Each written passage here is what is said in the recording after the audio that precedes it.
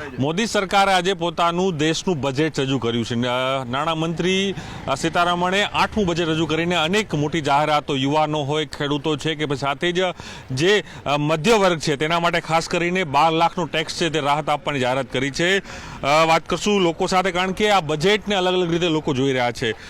સરકારની સૌથી મોટી જાહેરાત કે 12 લાખ રૂપિયા સુધીનો ટેક્સ ફ્રી, એટલે એક સૌથી મોટી, કારણ કે મધ્ય વર્ગ સૌથી વધુ ભારતમાં છે તેની મોટીની આ જાહેરાત કઈ રીતે જુઓ છો? બહુ સારું પગલું કહેવાય। આમાં મધ્યમ વર્ગને થોડી ઘણી બચત બી થશે અને એ જે અત્યાર સુધી જે ડર હતો એ ડર હવે લોકોમાંથી દૂર થશે। એટલે માની શકાય કે મધ્ય વર્ગ માટે બહુ સારું કહેવાય। મધ્યમ વર્ગના માટે બહુ સારું કહેવાય, થોડી ઘણી બચત કરી શકશે માણસો।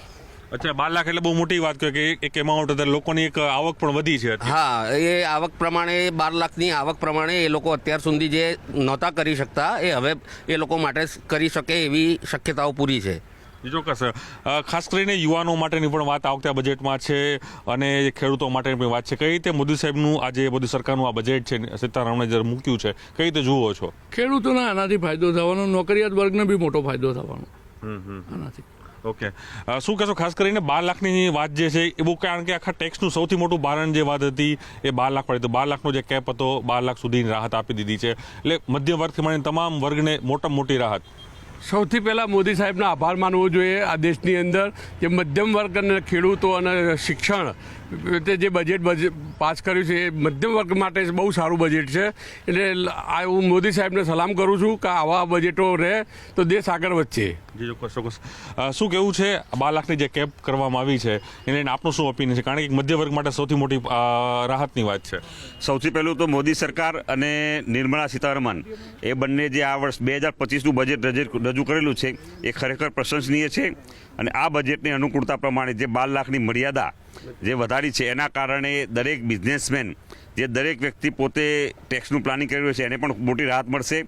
તે સિવાય કૃષિ ક્ષેત્રે અને વેપારી વર્ગ, જે મધ્યમ વર્ગ છે એ બધાને ખૂબ ખૂબ ફાયદાકારક બજેટ છે। તો આપણે સૌએ ભાજપ સરકારનો આભાર માનવો જોઈએ। Thank you very much. એ ચોક્કસ, ખાસ કરીને 12 લાખનું જે કેપ છે, કારણ કે બધા લોકો એ ઓપિનિયન છે કે મધ્ય વર્ગ માટે જે ભારતમાં જે છે મધ્ય વર્ગ છે 12 લાખનું કેપ, એટલે એક તરફ આવક પણ લોકોની વધી છે। કઈ રીતે મોદી સરકારના આ બજેટને જોઈ રહ્યા છો? નિર્મલા સીતારમણે જે બજેટ મૂક્યું છે 8મું, કઈ રીતે જુઓ છો? હાલની સમય પ્રમાણે લોકોના પગાર ધોરણ પ્રાઇવેટ સેક્ટરમાં બી સારા પગાર ધોરણ હતા। 12 લાખની આવક મર્યાદા ઉપર ટેક્સ એટલે એકદમ સારામાં સારું પગલું ભરેલું છે અને આના માટે મધ્યમ વર્ગના લોકોને ખૂબ ફાયદો થશે।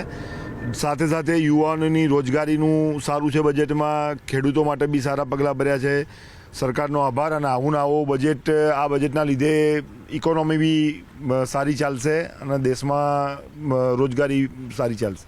એ ચોક્કસ માને છે કે તમામ લોકોના અલગ અલગ જે ઓપિનિયન છે તે જોવા મળી રહ્યા છે કે રોજગારીની વાતો, કારણ કે જે 12 લાખની કેપ કરવામાં આવી છે તેના કારણે અનેક મધ્યમ વર્ગ છે તેને સીધો ફાયદો થશે, સાથે તેના કારણે જે પૈસા છે તે પણ જોવા મળશે અને ખાસ કરીને યુવાનો માટે, ખેડૂતો માટે, મહિલાઓ માટે તમામ વર્ગને ધ્યાને લઈને આખું બજેટ છે તે રજૂ કરવામાં આવ્યું છે। કર્મકાંત મકવાણા સાથે પ્રણવ પટેલ, ન્યૂઝ 18 અમદાવાદ।